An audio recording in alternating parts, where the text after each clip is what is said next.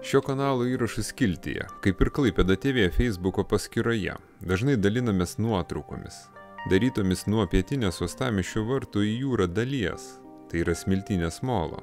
Rudens saulėlydžio akivaizdoje ši vieta atveria vartus ne tik į bekraštės jūros platybės, bet ir į žmogaus vienybę su gamta idėją.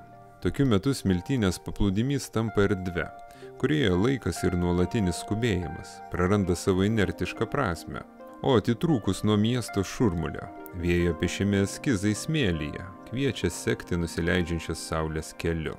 Tačiau šiame video norime pakviesti jūs į kitą marių pusę, į šiaurinį Uostamiesčio molą, kur žmogaus pėdos smėlyje neišnyksta taip greitai. Tai vieta, lankoma visais metų laikais. Tačiau ir čia, tam tikromis akimirkomis, galima pabūti vien tik su jūra ir savimi.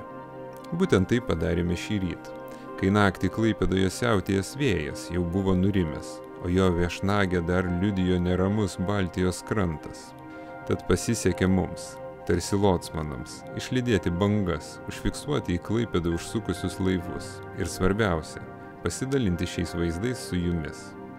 Jeigu ne visuomet turite progą apsilankyti prie Klaipėdos jūros vartų, kai prasideda darbo diena, o kažkur už tirštų debesų ima kilti saulė, šį paprastą, bet nuotaikingą veiksmą atliksime už jūs. Tik nepamirškite palikti patiktuko ir prenumeruoti Klaipėda TV kanalą. Sakoma, jog tai svarbu YouTube algoritmams, kad mūsų turinys būtų labiau matomas virtualybės platybėse. O dabar paliekame jūs su jūros ošimu ir savaitgalio nuotaikomis.